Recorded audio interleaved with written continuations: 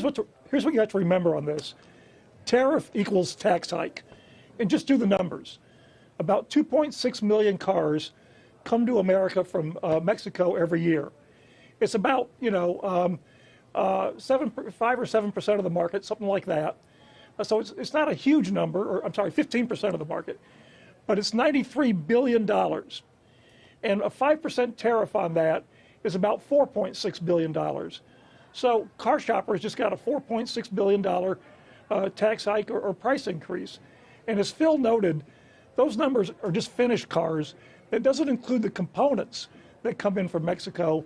Virtually every car made in America has some sort of a Mexican component in it, just because these economies have been so integrated by NAFTA since the mid-90s. Right, and Phil, that's what I'm wondering. I mean, it's been a long time now that we've had this drip of news about whether the amount of materials that's in the new U.S.-Mexico agreement that would say, kind of nudge U.S. car makers towards using less Mexican imports. Now we have the tariffs. Now you have a president who clearly is willing to use that tool again and again.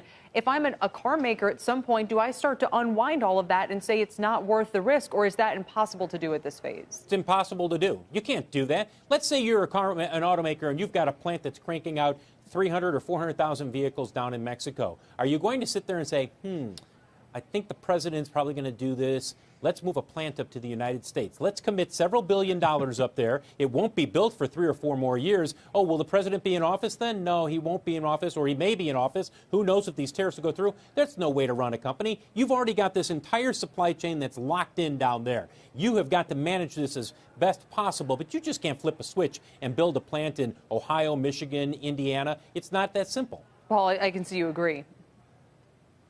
Well, absolutely.